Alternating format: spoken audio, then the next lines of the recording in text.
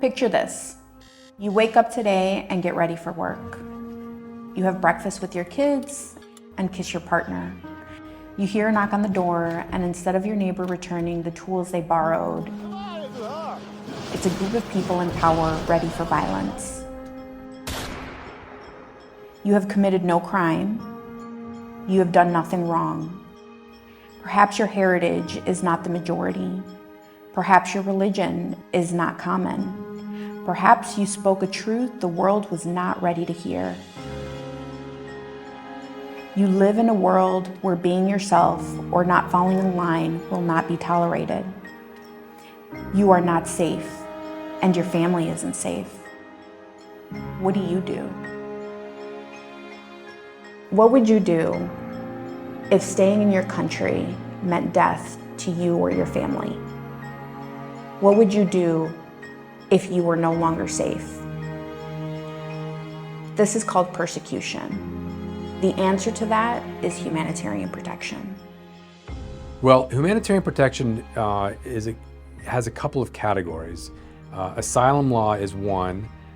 In the United States, we also have what's called temporary protected status. Our laws ensure people the right to seek asylum. It's under the 1951 Geneva Convention following World War II, where our asylum laws started and have developed over the years. And persons who have a fear of persecution have a right to seek asylum, have a right to have their cases heard, and due process rights that attach to that.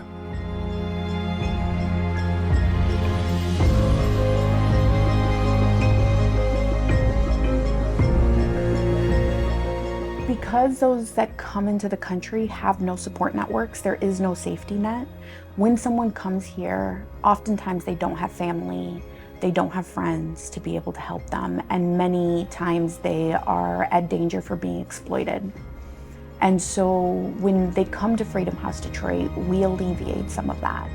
Freedom House Detroit is a nonprofit that helps asylum seekers and others seeking humanitarian protection on their way to gaining independence and getting that protection here in the United States. We do that by providing community housing or shelter.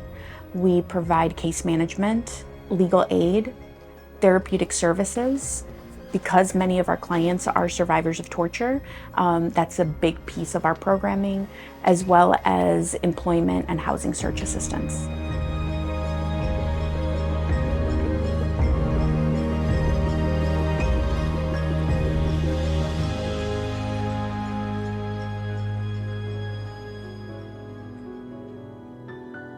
"2025 has been a challenging time, to say the least. Our work has gone from being humanitarian work to being highly politicized. We have seen something that's unprecedented here in the United States, is that humanitarian protection in all its forms have been attacked. One is the expiration of some humanitarian programs, particularly temporary protected status. In addition, there's been a limiting of the possibility for some people to seek asylum, limiting due process rights for those people who have a fear of going back to their countries. We are seeing people that cannot return back to their home countries being told that they can no longer be here. Right now, what we have is chaos. For many, a deportation sentence is a death sentence, and that's not hyperbole. We know this. We have documented cases. And there is a great concern that as our institutions start to break down, and they feel like they are at this point, that these assumptions that this will be a country which will protect and save people will no longer be the case.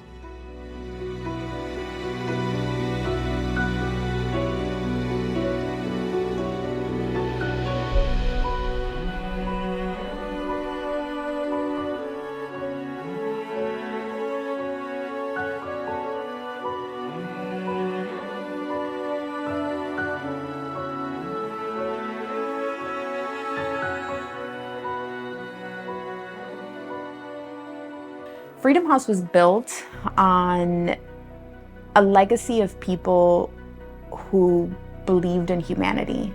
We have and we continue to do humanitarian work. We help those in need.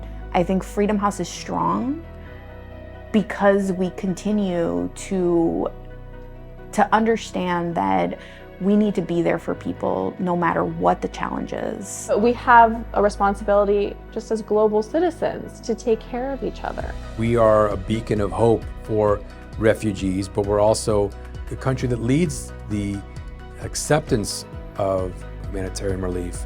As we go, many countries will go alongside. So it's a big responsibility to lead in that fashion.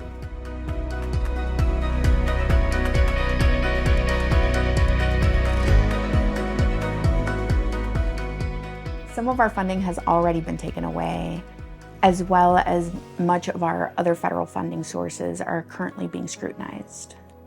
Freedom House Detroit needs the support of its community in every way right now, whether that's a voice out there because we can no longer be loud and speak out, or the funding necessary to maintain food services and provide hygiene supplies to our clients. We need those supporting our volunteer efforts.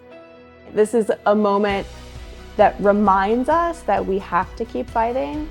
It's not time to be complacent, and it's not time to take things for granted. And we can do that together as a community of human people who care about fairness and justice and human rights and compassion for those who are fleeing harm.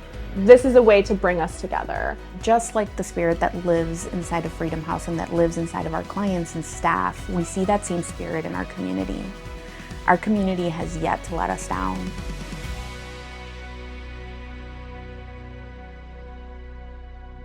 This is happening now. This is happening to your neighbors and in your community. What will you do?